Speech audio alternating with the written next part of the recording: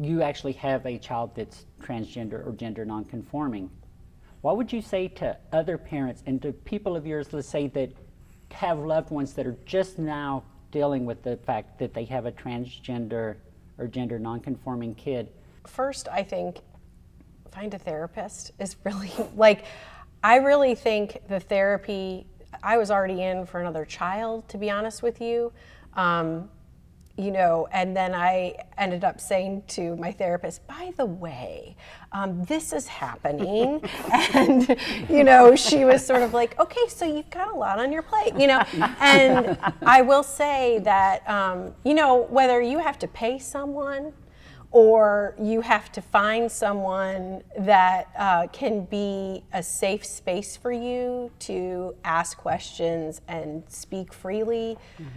I think it is totally acceptable to be scared to death and worried and concerned, but to know that there are safe places for you to go talk about your child and your feelings. Because once you have that understanding, or at least feel safe enough to discuss your fears, you will find comfort and you will find reason, I think, in humanity. I for one, when this started, this journey with Leah, was terrified, and you know, I worried about the same things your parents were worried about, and in a lot of ways I still am, but I've learned enough because I've been able to talk about this journey and to find people that understand and can support our family, that there's hope. And so I've been able to let go of a lot of my own fears so that Leah can live her life. So that, I think, is one of the first things that is the most important for anyone. It was what freed me, or helped free me of my fears, so that we could just move forward. Are there any specific support groups around you that you would recommend? Let's say someone in New Hampshire is hearing this now. Is there any places that you could recommend, or Carrie, that you can recommend that are support groups for you all, not for your children, but where do you all go with other adults and parents? Well, we went through, we have services through my job, counseling services, so we went through them, specifically looking for someone with experience or a specialty in gender nonconforming youth. Not that easy to find. Actually, that's a huge issue overall, mental health services.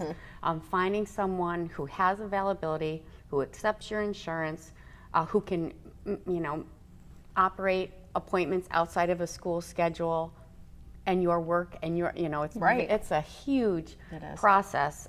Can take months and months and months. And when you're in a place that you really are desperate for help and really want to help your child, it's very frustrating. But we were lucky to go through PFLAG, which is, what does that stand for? Parents for Lesbian and Gay Children. Okay, so there's a PFLAG, I never know. I use it all the time. But I know, I'm the same way. I forget. But so we asked someone at PFLAG. And I might have said the name And wrong. then WAGLY, what's WAGLY? Western Alliance. I don't know that one. For Gay and Lesbian Gay, Lesbian Youth. Okay. Well, anyway, so I have connections with those organizations, and I asked if they knew anyone, and they gave me some names. I called and called and called. Everybody was not accepting new patients, or there was a lot of, so we found someone over an hour away. And we had that lined up, and then someone recommended someone who is a specialist in gender nonconforming in Wellesley, right near where we live.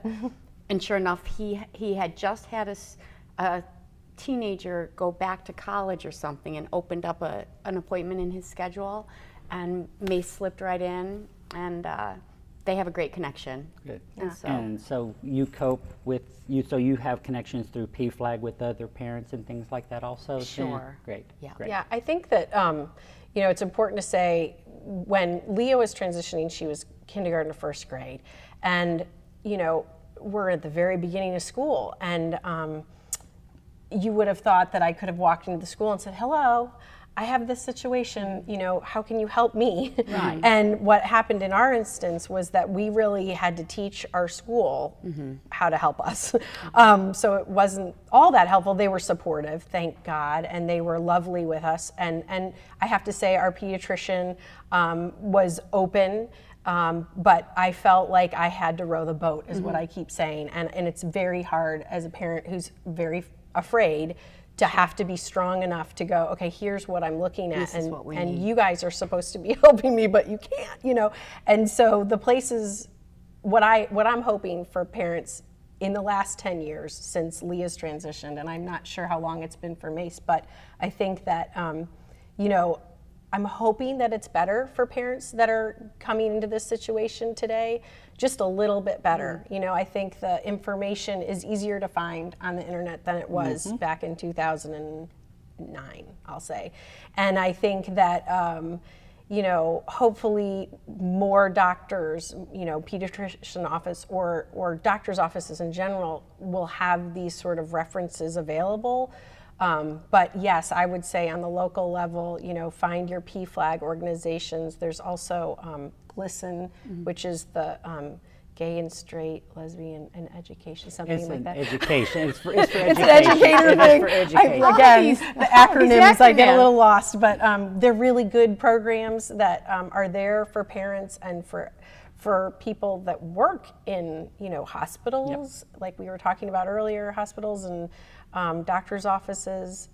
The resources are there. Sometimes they're harder to find, but trust that they're there. So